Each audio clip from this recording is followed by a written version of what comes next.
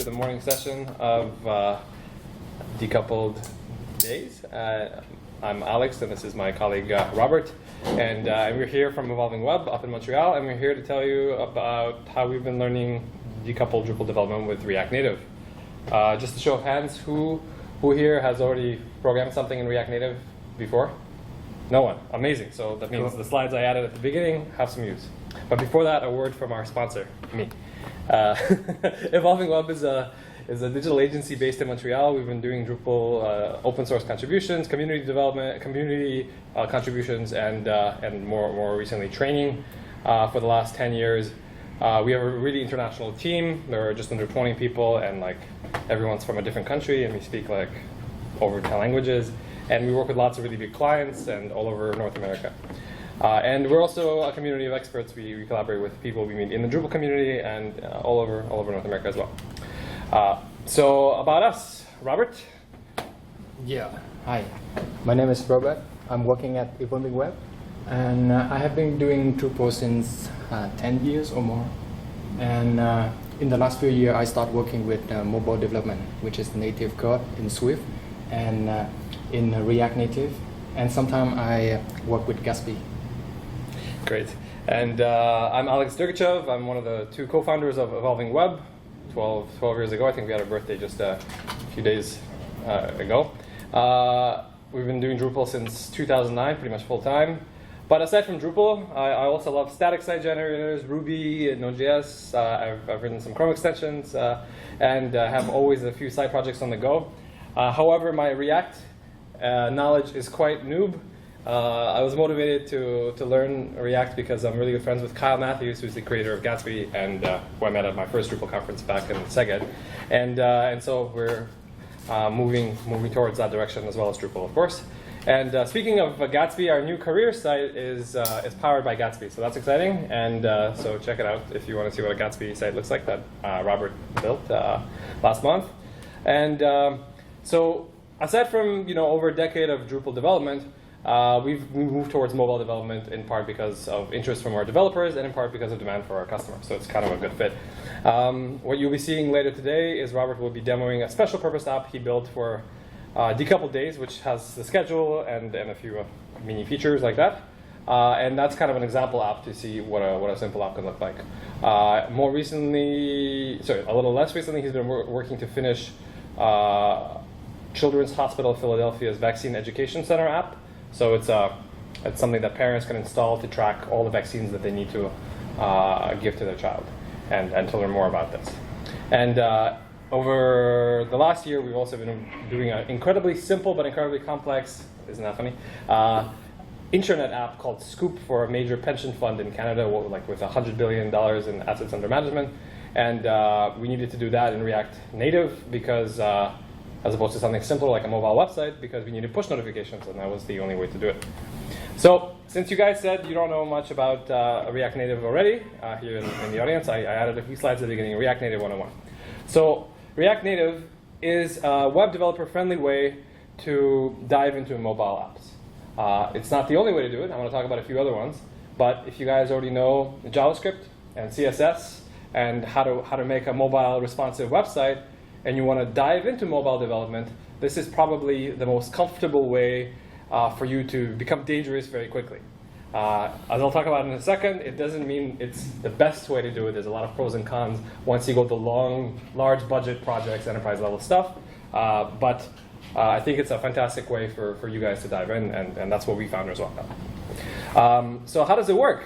Well, it was created by Facebook back when, I think, what was it, 2012, when Zuckerberg announced that HTML5-based apps that they made were too slow and awkward, and it was like a big mistake. They made a bet on HTML5 for mobile apps, and it just, nobody liked it.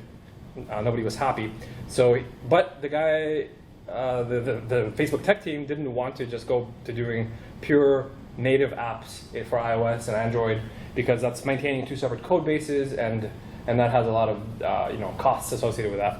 And so they thought about it hard, and they came up with a scheme based on creating like a JavaScript interpreter embedded in their framework in mobile, both in Android and iOS, that runs your JavaScript code and sends messages to and from they're like other code base for UI widgets, which are actually native in Android and mobile respectively. So they created this JavaScript interpreter and communications protocol, which they're calling a bridge. So when you have a React Native app, you're actually running native components, and you've got there's no DOM, there's no HTML5, hi. And so it has a lot better performance than HTML5, although not quite as good as mobile. A lot more native UI, so people are much happier. It gives you the possibility of creating a unified code base with Android and iOS, although you might still have bits and pieces here and there. You can break into native code. Kind of like in Ruby or Python or PHP, you can break out into C if you need to. So for performance, people do it all the time, and here it happens even more often. And yeah, it's used by big players: Skype, Instagram, Airbnb, and Uber. Airbnb has a star in it. I'll talk about why. So the React Native components, if you've ever seen a React Native components look very similar. So you've got all the imports at the top, and you might import something from React Native, and so those are all the native widgets which have consistent names for Android and iOS, but they're basically wrappers that you can just import, and then you lay them out in this JSX thing that's very similar to nested React components, and you've got a CSS-like thing, the style sheet property here, that lets you style it with Flexbox and CSS. And you get to use NPM for package management and dependencies, like we use Composer in the PHP world. You get to write most of the stuff in JavaScript and CSS, which you guys presumably know and like. One big pain point that exists with mobile development is constantly, when you make a change to your code base, you have to like refresh the app. You hit like recompile and resave, and then you kind of do your testing from the start, and you have to click again to the 8 steps to get to this page. So React Native comes with hot reloading, which is not perfect, but it's 95% good, and it saves you a tremendous amount of time. Yeah, you can mix and match code, both React JavaScript code and actually native code. You can just pull that in pretty easily. And if your app is quite simple, you can get away with using Sublime Text and some React Native command line tools, but for more complex stuff, you're still going to be running Xcode for Mac for iOS development and compiling your iOS native components, or Android Studio. I mentioned that React Native isn't the only way to do it, so the obvious alternative today is building the native mobile apps, and that's something you will be learning probably in parallel in your React Native journey anyway.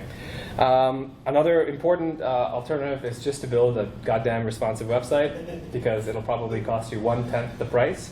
Or it's slightly older, no, slightly more sophisticated cousin, progressive web apps, which is a responsive website with a manifest.json file with an icon that lets you like have a, like an icon on your home screen, and it has access to a few more mobile APIs that the mobile Safari or Chrome or Firefox won't necessarily give you. There's a alternative to React Native called NativeScript that exists. We haven't tried it, but we thought it's worth mentioning.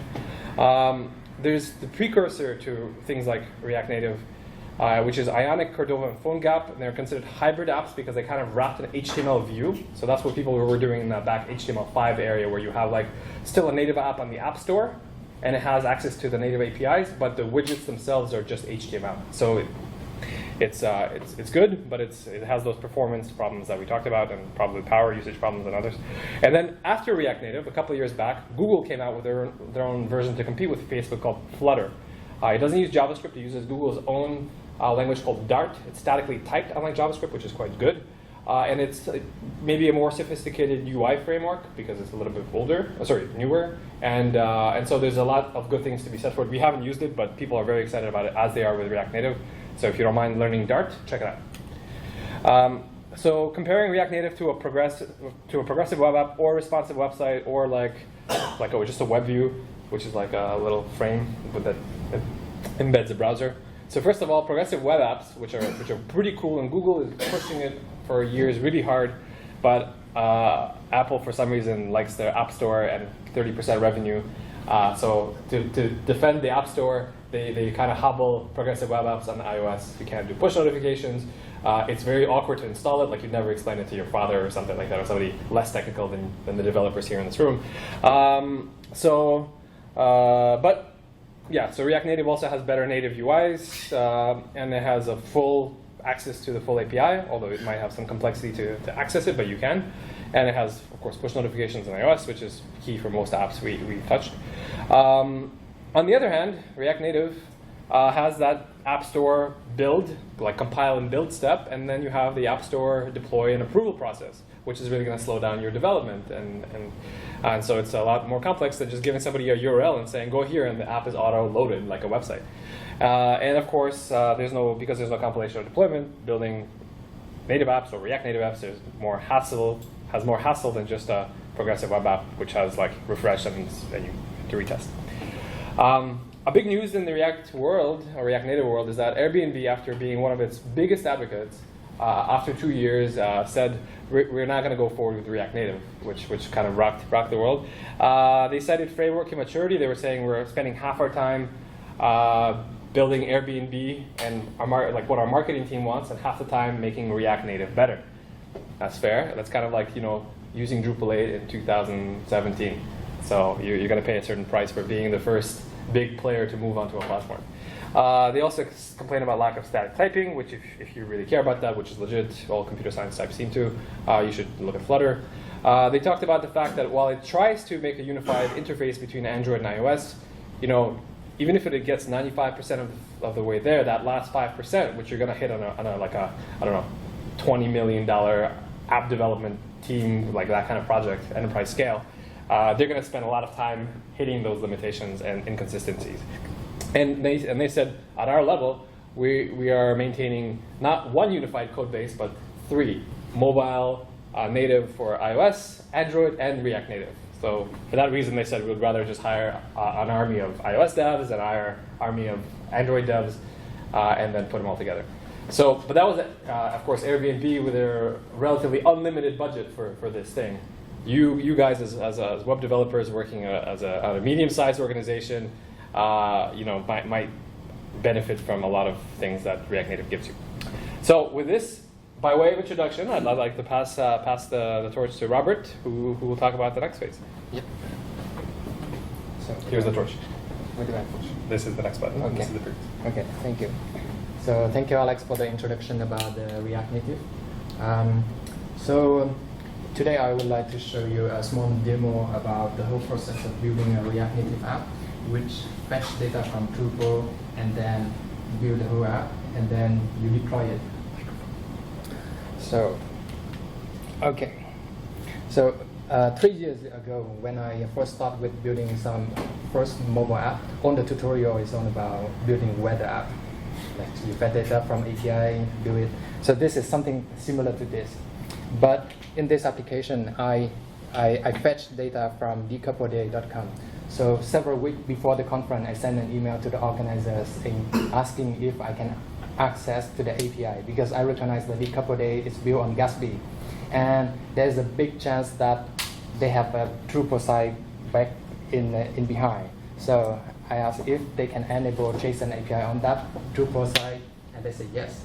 So that is everything I have. I have an API, a JSON API endpoint. So this application is very simple. What it does is to fetch data, display a session listing, and one more feature, which is you can bookmark the session that you like. So the structure of the whole system is the server is Drupal 8. The mobile app is built on React Native. In this mobile app, I use React Navigation, which is a library to help you build the navigation to move from this screen to the other screen. Redux for state management, which I will talk about it later today. Redux-thunk for async API code. And I have some small animation. And I also want to talk a bit about the Fastlane, which is the process to deploy the app without pen. So first, let's talk about the server. So I guess most of us here are familiar with Drupal already. And I think JSON API is very famous nowadays, and it is already going to core. So I will just talk briefly about it. JSON API is a specification for API in JSON. So before JSON API, sometimes the backend developer will say, okay, I want to output the data this way, and the front end doesn't agree about that. they want it to be in another format, which is better for them to parse it and display it in the UI.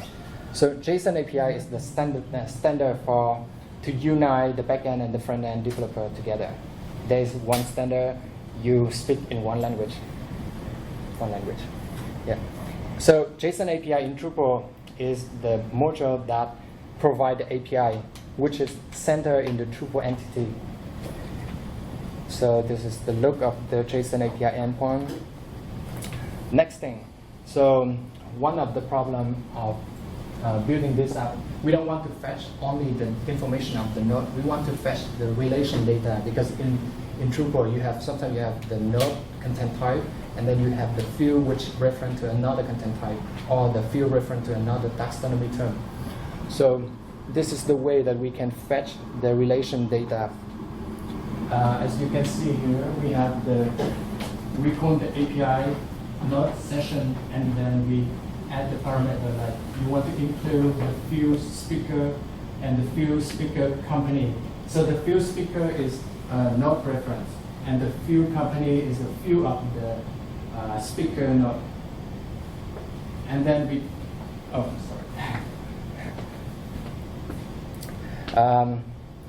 and then we can add more. We can add more parameter in the query, like we can sort it, we can filter it, we can we can sort it, we can filter it. You can see more information about the whole API document in the link below. One other problem that we try to solve with JSON API, which is how to fetch the data using the image style in Drupal. You know, image style in Drupal is really useful, and we don't want to fetch a huge image from the server, because that is very expensive for mobile development. Yes. Did you make a different display in Drupal if you're going to fetch, as far as getting the image match preset? Did you make a special mobile app display? Yeah. Okay. Yeah, I will talk about it. Yeah. So basically, in the Drupal side, you need to specify the image style that you want to display, and then you export it in the endpoint. Yeah. In order to do that, you will need to install the JSON API extra module, because that module will allow you to customize the output of the endpoint. You can add more features into the output, which I will show in the next slide. And then you will need the consumer. Consumer is a module that helps you to identify whether the request comes from. And we have another module named consumer image style, which glue the image style into the return, the response message. More information will be found in this article of Lulabot. So the simple configuration of JSON API extra, you go to this link and then try to override the resource, and you can enhance the image field with the image style, which look like this. So out of the box, the JSON API doesn't give you any UI to customize the endpoint. This is from JSON API extra. And let's say here we expand the user image field, and then we define, okay, we will add the information of the image with image style speaker big and small.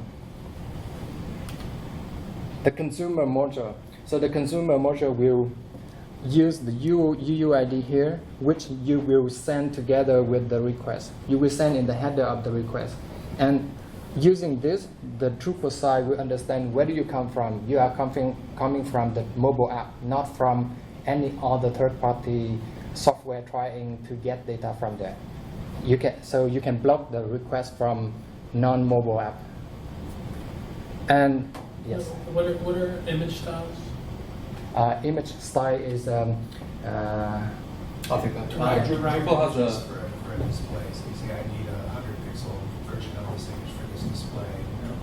Drupal has built-in image resizing, and so you specify which formats to expose by a certain URL for each uploaded image into Drupal. yes. So useful for a mobile app. Yeah. So, for example, in this example, I specify that on the request, coming with the header of this UUID, will be able to fetch the image with the image style speaker big and small and large. And then the output of the JSON API, after doing on that configuration, you will be able to access the image,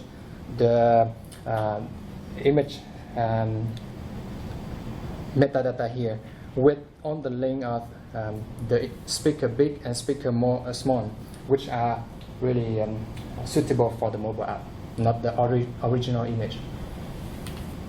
So let's talk about the mobile app. The mobile app will have React navigation, state. Okay, this is all the component that I already talked about. So let's go into it. React navigation.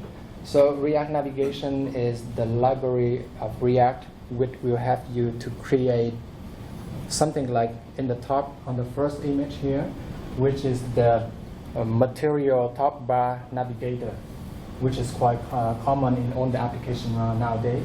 We also have the bottom top bar navigator, which is very common in all the app, and we have the back button here, which is the stack navigator. The React navigation will give you the original feel and look because that is the native component. So it's not something hybrid, it's the native component of the iOS and Android OS. The next part of the app, the next important part of the app is the React Redux. So React Redux is a predictable state container for JavaScript app. What does it mean with predictable? Predictable is mean like before you do some action, you already know what to expect. For example, in the image on the right-hand side, you have the previous state of the app, which has the session and everything are empty. And after doing the fetch session success, you know that you will get the list of the node, 49 node, and then you have the timestamp of the last time you fetch. So that is state, predictable state in the app. And React Redux is the official binding for Redux, for the Redux concept. So React Redux, usually it will come with the 3 actions in a row. That is like the scaffolding of the Redux request. So first, whenever we do the request, we will dispatch saying, oh, I'm about to fetch data from that server.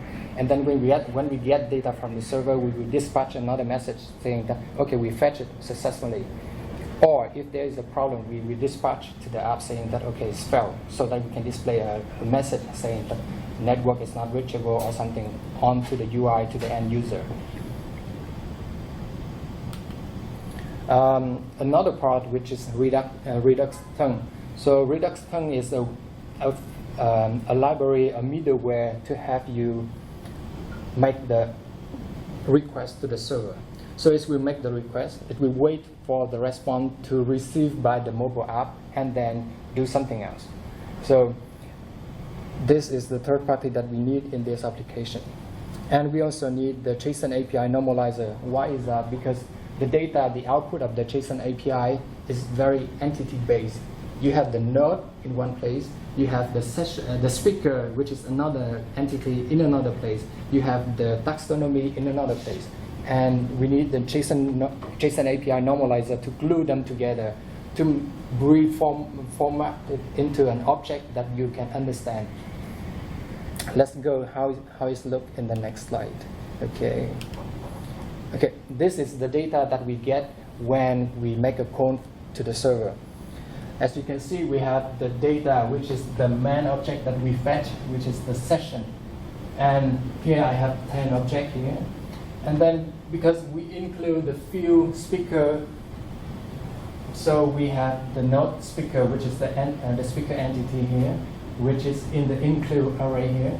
And we also include the few company, so we have the node company here. We also include the few room, which is the taxonomy, so we have the taxonomy entity in the output. So the next slide is the normalized data. After running through some custom logic, we glue everything together. And the output of the object that we want is, and the the object that we want here, it's similar to the structure of the node from the Drupal site. We have the title here, we have the body here, we have the field speaker here, which is an array of a full entity, full information of the entity. Because back to the previous slide here, this object here, when you go into the field speaker, it doesn't give you the whole entity, it just gives you the UUID of the speaker node. That is not enough. So that's why we need to normalize data to have more information. And the same thing for the room. Here I have a custom function so that I can return only the name of the taxonomy. I don't need the whole entity because that's too big. I don't need any other information. I just need the name. So that's it. So that is normalizing data in JSON API. Am I going too fast? Okay, cool. Thank you. So the next part I want to talk about, which is if you are using the app right now, you will see that you click the star button, it will be bookmark. It go into your list. So the bookmark session, I'm using the Axing Storage, which is like the local storage of your app. It will stay in your local device only. It will not sync to anywhere else. If you delete the app, it will erase that data.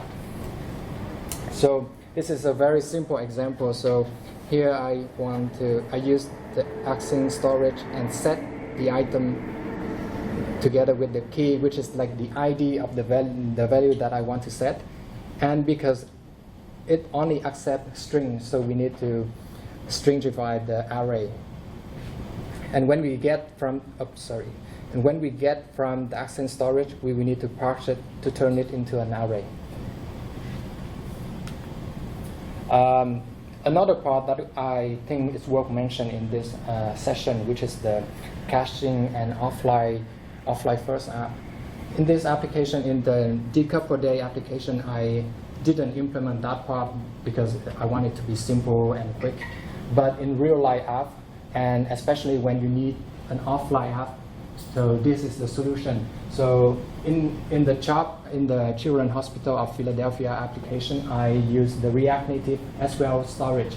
So the idea is fairly simple. On the first time that you make a request to the server because you don't have anything in your local database. It is empty. So after you fetch data, and together with rendering data to the UI, you will cache it into the local database. And the second time, when you reopen the same page, you will check to see if the cache should be expired or not. If it should expire, you fetch it again. If not, just fetch it from local database. And fetching from local database is super fast. It's not like fetching from the server. You can use it on the app. Okay, another interesting part of this is the animation. So animation in React Native, you can do it using the Animate API in React Native. So it's just very well documented here, and you can have more information on this link. So talking about this app, when I first built this app, I talked to our front-end developer, who is Miku. He's very good with animation, so he helped me create this sprite. So this is on the stage of the animation, which will happen when you click the star. It had 27 stages. I was sure there was an algorithm or something to do the animation. Yeah. So the animation inspired by the Twitter-like animation. Actually, there's a tutorial that mentioned the similar approach. That's why I steal the idea from there. Yeah. So the animation in this, I specified like we have 28 steps here, and for each step, we will just shift the image to the left. But we shift it quickly so that your eye cannot recognize the transition. So basically, it looks like this. What you see is in the green box, and it will just shape it quickly. So how to implement the fancy animation? So basically, it's a chain action. We just shift to that point, stop for 40 milliseconds, and then shift to the next one, stop for 40 seconds. You will do it 28 times. And the animation will happen in more than 1 second, so you don't even realize the transition. The last part is the building and releasing the app. So if you are a mobile developer, you will know that delivery the app to the App Store and Google Play Store is quite painful. You need to build the app, you need to wait for it to compile, and then you need to upload the app, upload to TestFlight, which is a beta tester platform from iOS, or the beta tester of Google Play Store, and then you need to wait for approval, and then you need to publish it manually. So all those kind of work are very time consuming. So Fastlane is a tool that will automate those kind of work for you.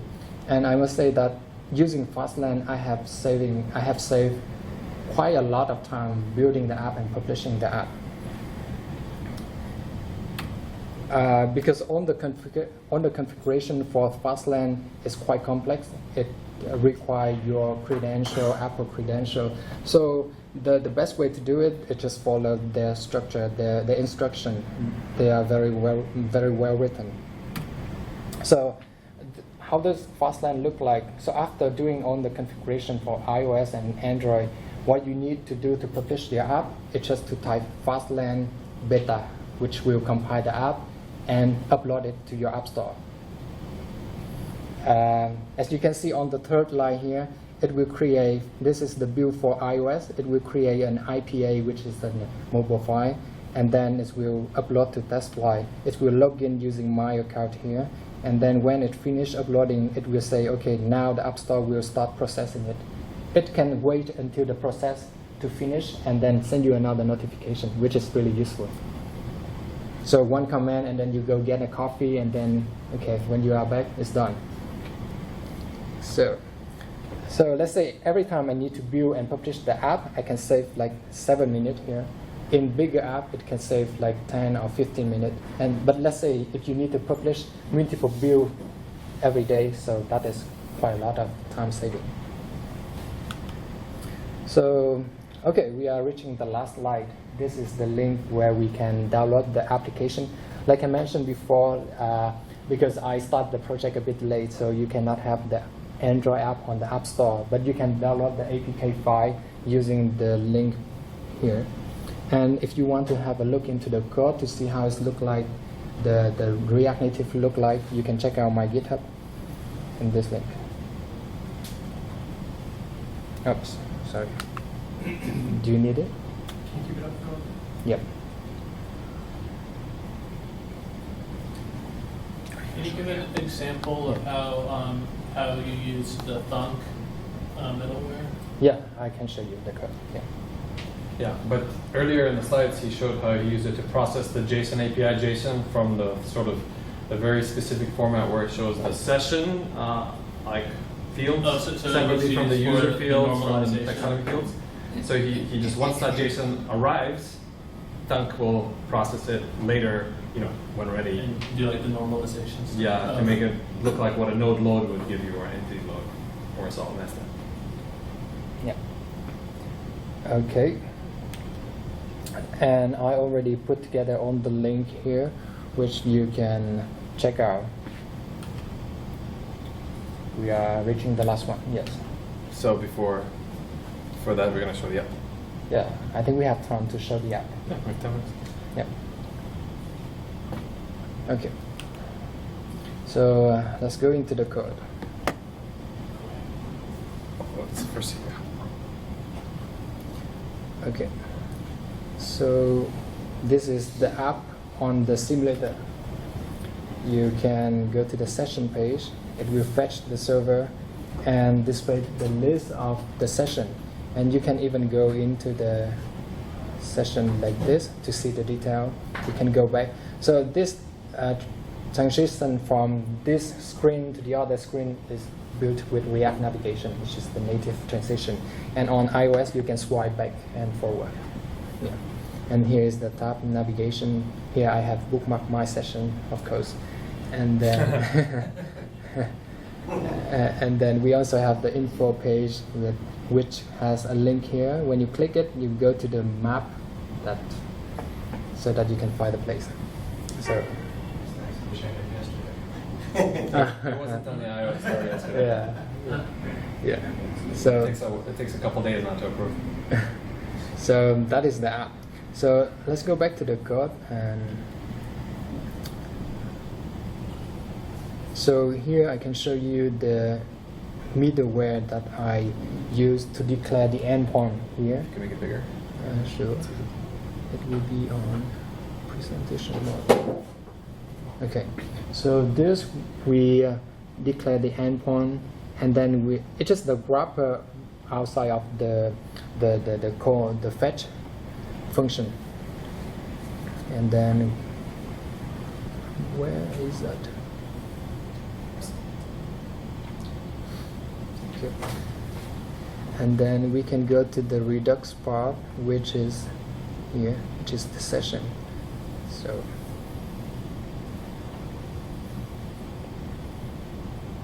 So as you can see here, I make the call to the API with all the include here, and we sort it by the field time. And then when we get the JSON from the server, we normalize it using the JSON API normalizer library. It will transform the object, and then, but that is not enough. We will need to manipulate it manually. For example, the field session here, I get it from the entity node session, but this is an object, it's not an array. What we need is an array, so you need to manually transform it into an array. And then we also have on the entity, on the speaker entity, we also have the taxonomy room entity and the company entity. So here, the way that I implement is very simple. I just basically loop through each session entity and try to attach the field and the taxonomy into it. And the result, we have the session array here, which is an array of all the object well formatted. And then after that, we will just dispatch fetch session success with the array that we have just built. Or if there is a problem, dispatch the error. So I think that is the most important part of the demo today. And Could you show maybe a component or two? yes, sure.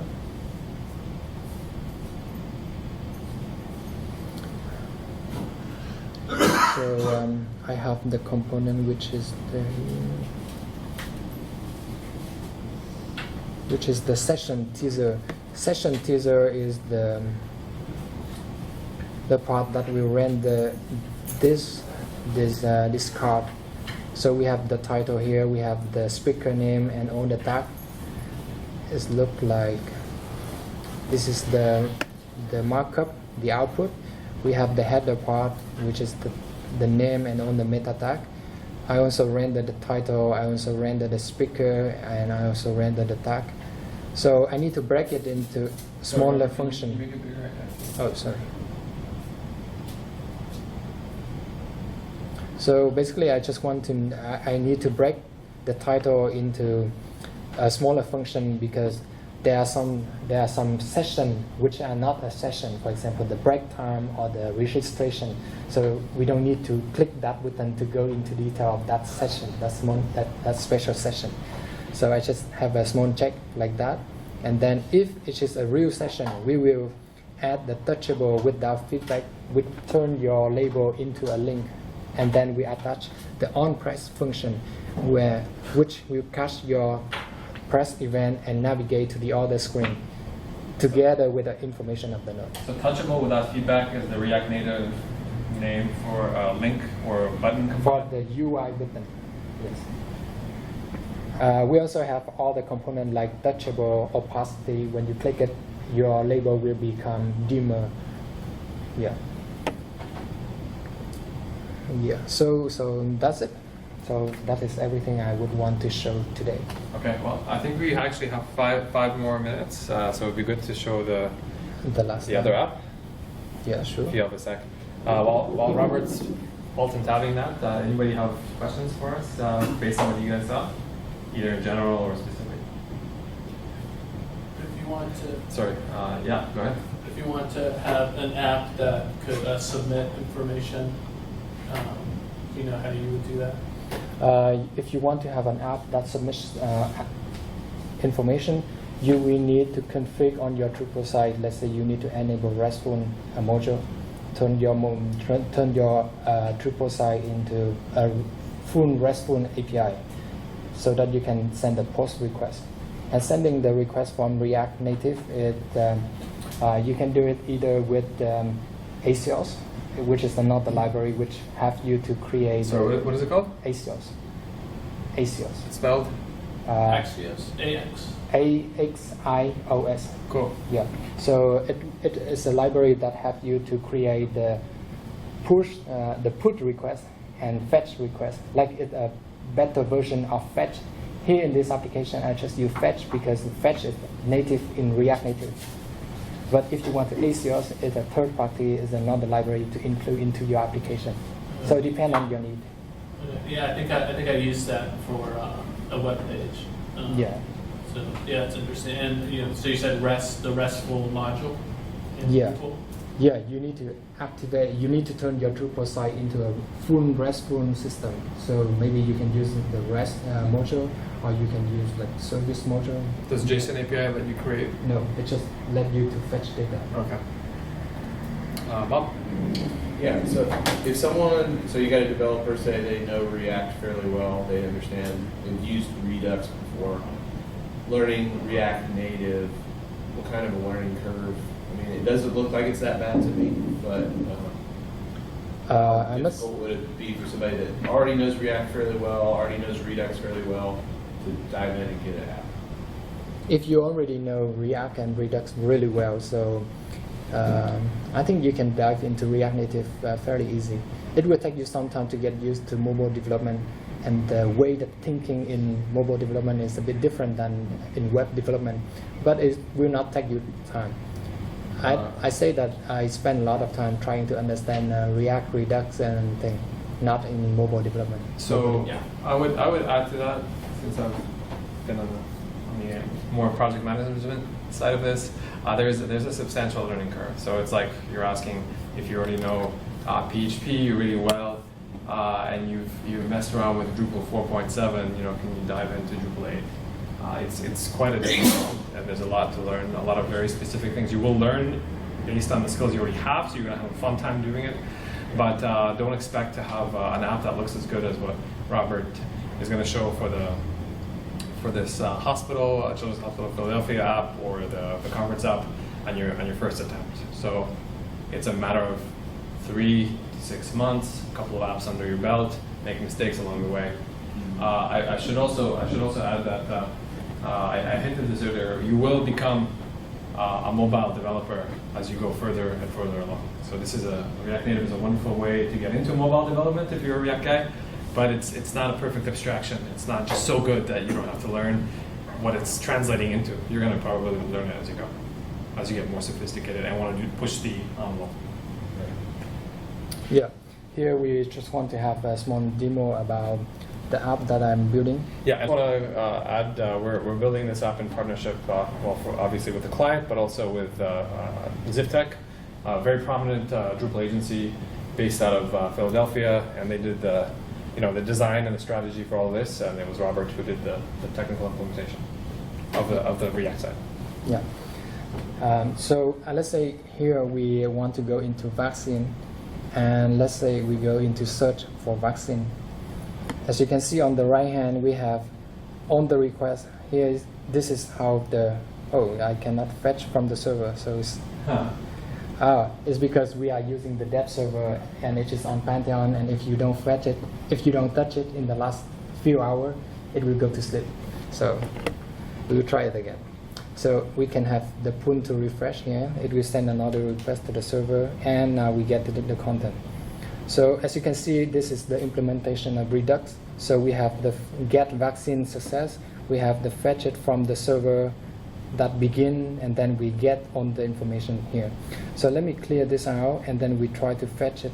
And when we try to go into that screen again. So here, when we go back to that screen, it will fetch the vaccine from the database. Okay, thank you. So as you can see, the second time that we go to that screen, it will fetch from database, and it will be faster, not fetch from the server. So like this. And then we can go deeper into this. This is on the debug for the SQLite, so just ignore that. And this is the detail page of a node in Drupal with on the node reference and taxonomy reference, all kind of stuff. We also implement some Mojo box like this, and then this. So what is that? What's the That is component called? that is the component called React Native Mojo. Mojo, So okay. yeah, so you can import it into your project and use it. It is developed by the React Native community, so and it is quite good. And we also go to the other page, which is the disease page, and we have the information here.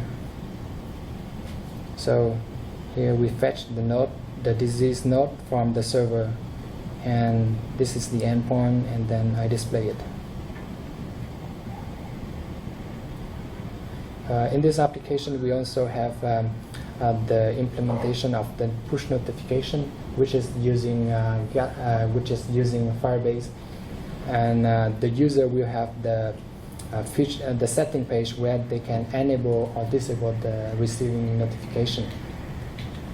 And another features of this application is just the node here.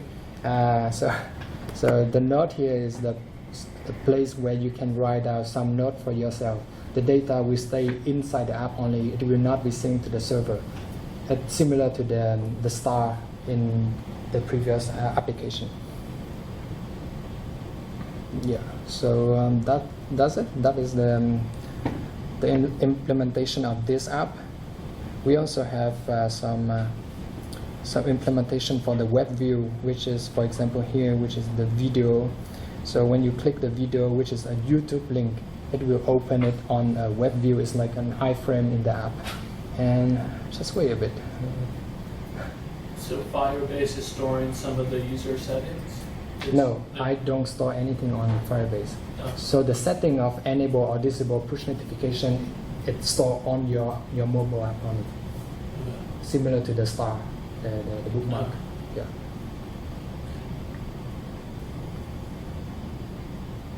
Take some time. Okay. So it will open the video and play it. It's not very smooth on the simulator, but it's way a lot better on the real phone. And we had some debates about where to use the web view for, because there's so many pages on the website, and you don't want to make React components for everything, because we had only a couple of months to do this, whereas the website took a lot longer. So we did a mix of things like YouTube videos. We did not try to pull into the app natively. We just pop it up into like this web view that you saw pop up. For PDFs, the client insisted that they wanted PDFs not to be a standalone like links, but really embedded. And so Robert found a React Native PDF viewer, like a JavaScript PDF render. And so we're using that, and that works nicely. So it's kind of a mix between some things that are external links, obviously go into a web view, YouTube videos, whereas the core stuff, including the PDF, stay in the app. I think there is one more interesting thing that I can show you, which is the structure of the local database. And Yeah. Another challenging requirement, which we hadn't personally done before, was they needed us to make the content available offline. So there's a caching mechanism using SQLite, I believe. Yeah. So here I have the debug information. So just open it. So, and Robert, what are you using? Like, is there a library for React Native? For caching? SQLite. So there's a library named React Native SQL Storage. I already included in the slide. So this I use the SQLite browser, where we can see the structure of the database. As you can see, it's just on the. I just store the basic information that I need. For example, the connect. No, for example, let's go into the vaccine listing. So here we only have the NID and the name of the vaccine. So we store it like this. We create a simplified version of the Drupal database inside the app. And then we query it out from there. So that is how it looks like. And how do you populate that data? Okay, to populate it, there's a special script so that you can fetch on the endpoint and import into the SQLite. And then when we officially publish the app, we will just ship and we will just copy that as well, like file, and put it into the app and push everything to the App Store. So on the first time that you enable the app, you already have all the content in there, and you can use it offline.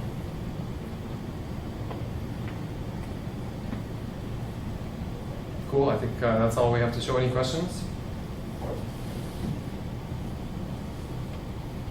Okay. Well, good luck on your React Native journey. Thank you very much for being here. Thank you for coming.